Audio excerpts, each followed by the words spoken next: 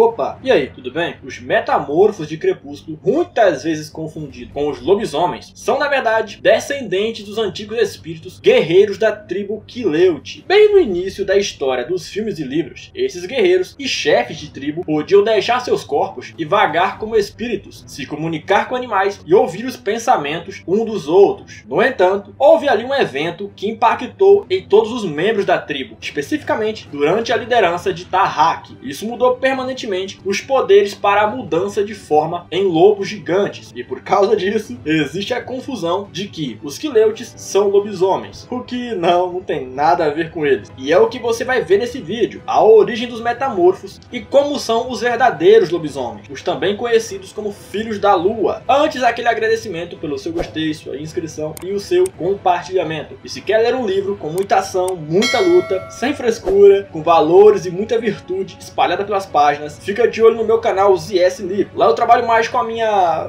veia de autor, comentando meus livros favoritos, dando algumas dicas pra galera, e vai ser por lá que eu vou fazer o lançamento do meu livro. Então, confere lá. Bom, para entender agora sobre os metamorfos, vamos conhecer a sua origem. Bom, diz a lenda que um espírito guerreiro, o Tlapa, queria usar os poderes de se comunicar com os animais e ler as mentes dos outros para escravizar as tribos vizinhas, os Hobbits e os Makar. Não querendo usar os poderes para esse propósito, o atual chefe da tribo, Tarrak, baniu Tlapa da tribo, impedindo que ele criasse mais problemas. Um dia, Tarrak deixou seu corpo em um esconderijo para vasculhar o vale em sua forma de espírito, procurando por qualquer coisa que pudesse representar uma ameaça para a tribo. O Tlapa, o merdeiro, seguiu Tarrak e possuiu seu corpo, e então cortou a garganta de seu próprio corpo, o corpo do Tarrak, para evitar o retorno do chefe da tribo. Sem poder voltar para o seu corpo, Tarrak continuou vagando, sem poder assumir a forma física, até que um dia, o espírito do chefe encontrou um lobo grande e bonito na floresta. Usando sua habilidade de se comunicar com os animais, ele pediu ao lobo para compartilhar o seu corpo com ele, e o lobo concordou, correndo de volta para a vila. Como um lobo, ele encontrou um grupo de guerreiros e tentou ser reconhecido, cantando canções dos Quileutes. Um dos guerreiros, um homem idoso, chamado Iute, percebeu que o lobo estava sob o controle de um espírito e, desobedecendo às ordens do Tlapa de não entrar no mundo espiritual, o velho deixou seu corpo para falar com a besta. O falso chefe da tribo, furioso com a entrada de Iute no mundo espiritual, matou o velho guerreiro. Esse ato deixou Tarrak tão furioso que ele se lançou para matar o Tlapa. Com as suas emoções sendo demais para o lobo, o verdadeiro chefe da tribo se transformou em um humano, porém muito mais forte e esbelto do que qualquer pessoa normal, a gloriosa personificação carnal do espírito de Tarrak. Tlapa foi morto e logo as coisas foram rapidamente corrigidas. Tarrak gerou muitos filhos e descobriu que seus filhos, na idade adulta, também podiam se transformar em lobo. Assim começou a linhagem dos metamorfos, sendo que todos os membros são descendentes em algum grau de Tarrak, sendo que Lia Clearwater é a única mulher conhecida a se transformar. Não me pergunte por quê. Na Seara de Poderes, os metamorfos são fisicamente muito mais fortes do que um ser humano, mas é na forma de lobo que eles se tornam capazes de lutar contra o vampiro, embora seja um jogo de sorte e habilidade, porque normalmente os vampiros são superiores. E antes que me façam a pergunta,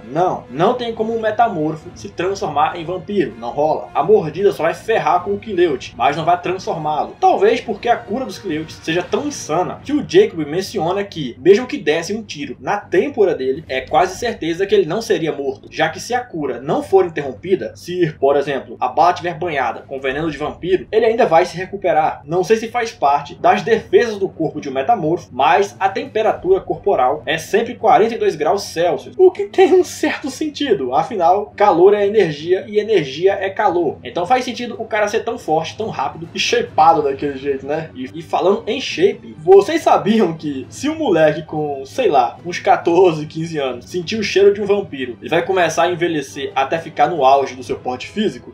E pior ainda, tá? Desde que eles se mantenham se transformando, eles não envelhecem e se mantêm fortes pra toda a vida. Já os verdadeiros lobisomens, os Filhos da Lua, aqui já é bem diferente. Eles já são bem mais parecidos com vampiros, acredite ou não, do que com metamorfos. Bom, durante o confronto com os Volturi, Edward revela que os lobisomens de Lapush são na verdade metamorfos e não Filhos da Lua. Filhos da Lua são o que a gente associa aos lobisomens. Eles só se transformam durante a lua cheia e criam outros lobisomens, infectando um humano com uma mordida venenosa, muito parecida com um vampiro, em vez de ser algo herdado de pai para filho, como os Quileutes. Uma curiosidade mórbida é que eles não são prejudicados por balas de prata. O Edward diz que isso só foi um mito introduzido pelos próprios lobisomens para deixar uma luta entre eles e os humanos mais esportiva. Bom, Filhos da Lua mudam de forma apenas à noite e durante a fase mais cheia da lua, o bom e velho lobisomem raiz, só na lua cheia. Enquanto estão em sua forma de lobisomem, os Filhos da Lua perdem sua consciência. Eles são selvagens, completamente irracionais. É normal que um azarado tope com um deles correndo sozinho ou com um companheiro do sexo oposto. Eles não podem procriar em sua forma animal, só se eles estiverem na forma humana. E o filho não herda a licantropia dos pais. A única forma de criar lobisomens em Crepúsculo é através da mordida, na forma animal, o que é meio difícil, já que, sei lá, difícil você ser transformado depois de ter o seu corpo totalmente destruído. Mas sim, dá pra transformar com o veneno de lobisomem. E falando nisso, ao contrário dos metamorfos, que tipo, o veneno de vampiro é praticamente fatal pra eles, uma vez que cancela o fator de cura e os enfraquece por causa da dor insuportável, afinal, eles não vão se transformar em vampiros, né? Esse mesmo veneno de vampiro sequer tem algum efeito sobre os lobisomens. Em sua forma animal, os Filhos da Lua têm força e velocidade aumentadas, que os tornam mortais e difíceis de matar. E ainda sem o ás do veneno, suas habilidades amplificadas os tornam capazes de destruir um vampiro solitário sozinho, enquanto que, geralmente, é necessário vários metamorfos para matar um só vampiro. Laurent foi o exemplo prático disso. A única e exclusiva vantagem que um vampiro ou um próprio metamorfo tem sobre um lobisomem, numa luta mano a mano, né, é que, diferente dos lobos de Lapuche, os Filhos da Lua, na forma animal, eles não pensam, só avançam e destroem qualquer coisa que ficar na sua frente, o que é uma vantagem para um vampiro ou metamorfo mais experiente que saiba lutar. Agora, em aparência, é aqui que fica mais evidente a diferença entre o metamorfo e o lobisomem. Os Filhos da Lua não se parecem inteiramente com lobos reais, só as patas dianteiras são mais fortes, mais poderosas que as traseiras, e eles ainda têm as mãos utilizáveis, ou seja, os polegares opositores. Além disso, sua postura é mais ereta, tornando os movimentos deles semelhantes ao de um macaco, em vez de totalmente canino, né? Por isso eu sempre uso essa imagem aí na tela, porque ela é a coisa mais próxima de um lobisomem de Crepúsculo. Por mais que não pareça, acredite, além da sua fisiologia, não se sabe muito sobre a história dos Filhos da Lua. A gente nem sabe se eles são totalmente imortais. Sabe-se que Caio, um dos líderes Volturi, ele tem pavor deles, isso porque, cerca de 2000 anos antes do primeiro livro, ele foi quase morto por um lobisomem. E provavelmente, né, foi onde os vampiros descobriram que os lobisomens são rivais naturais. Aro e Marcos descobriram sobre o encontro de Caius, e como os lobisomens são uma ameaça aos vampiros, eles foram quase aniquilados, resultando na sua quase extinção na Europa e na Ásia. Em Eclipse, no livro, né, é claro, é revelado que o James uma vez rastreou, caçou e matou um Filho da Lua na Sibéria, com Victoria e Laurent o acompanhando. Afinal, sozinho não dá. A caçada foi um sucesso, como sempre, né? Embora na época o James não soubesse o que a besta realmente era. Outra coisa que é muito importante falar é que os Voltures, eles não toleram tréguas ou alianças entre lobisomens e vampiros. E caso ocorra, é punição de morte, não tem conversa. Isso foi algo que o Caius tentou fazer ali quando os Voltures estavam contra a família Cullen. A acusação não valia de nada, né? Afinal, eram metamorfos, não lobisomens. Agora, algumas perguntas que sempre me fazem. Lip, o metamorfo, se mordido por um lobisomem, ele se torna um mestiço entre as espécies? Indo pela lógica dos vampiros, não. Metamorfo não pode ser transformado em um lobisomem. Não é citado nos livros, e nem pela autora. É só a lógica da série, tá? Afinal, se o veneno de vampiro não pega um metamorfo, não os transforma, cara, o de um lobisomem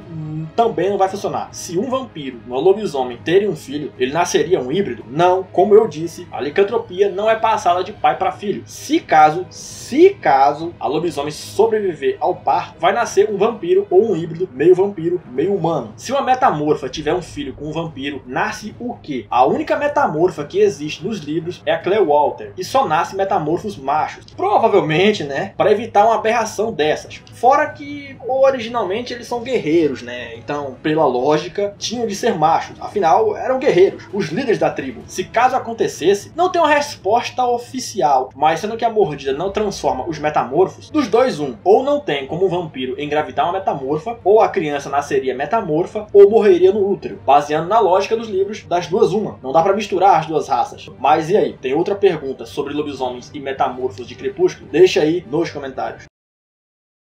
Bom, essas são as diferenças entre lobisomens e metamorfos de Crepúsculo. Espero muito que você tenha gostado. Te agradeço pelo seu gostei, sua inscrição e seu compartilhamento. No mais é isso.